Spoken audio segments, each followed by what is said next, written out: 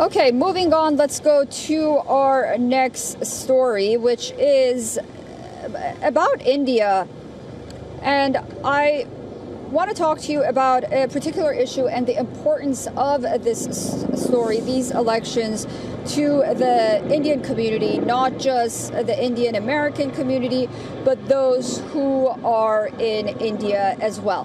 For regions across the world, of course, not just India, but in West Asia notably, everyone is watching what will happen with the U.S. presidential election, whether or not it'll be Donald Trump or Kamala Harris. They have very different visions when it comes to handling conflicts overseas. So let's take a look at this package. It tells you more.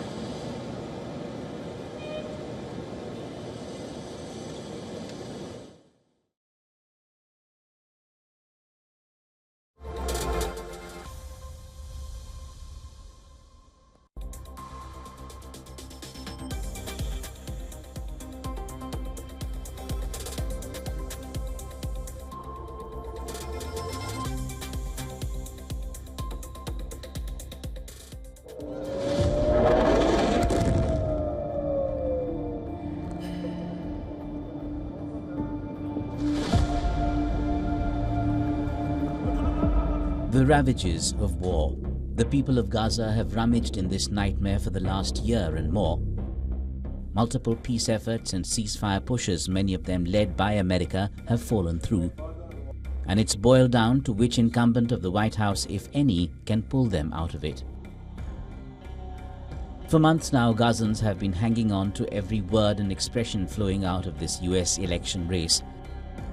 There's a feeling that President Joe Biden has failed them. So will Donald Trump's high promises of keeping Israel under control come through? Or will Kamala Harris's expressions of sympathy on the humanitarian horrors help? It's all speculation and hope for now. Inside Israel, it's taken the shape of the sympathy with Gaza factor that has risen strongly over the months. Here too there's an acceptance that the remote control lies in Washington, and ending the war will ultimately be decided from there. I support Trump because he's pro-Israel. He's always been good for Israel. Changed the capital to Jerusalem. And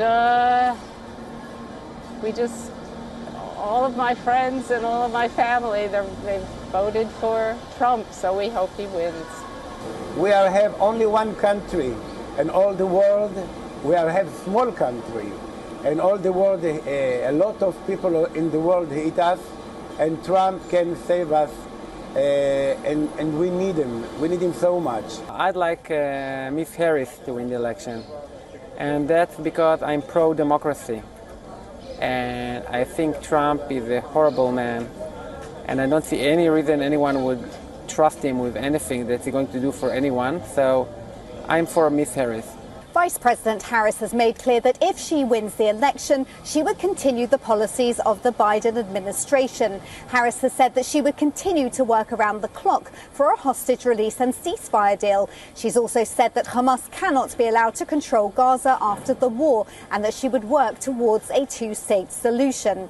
If President Trump wins, commentators expect a more hawkish stance in the short term, although Trump has reportedly said to Prime Minister Netanyahu that he would like to see the hostages freed and the war over by inauguration in January. Shifting focus to another Israel target nation, Lebanon, and the fight against the Hezbollah. There's been a spurt in action in South Lebanon this last month. Large parts of capital Beirut's southern suburbs lie in ruins.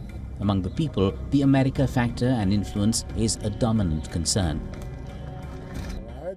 This is talk. Whatever America wants happens here. This is what we are seeing. For us to come and speculate about what will happen, only God knows. God willing, it will be good. They are saying that if Trump wins, he will de-escalate the strikes on Lebanon. If that happens, we will be grateful.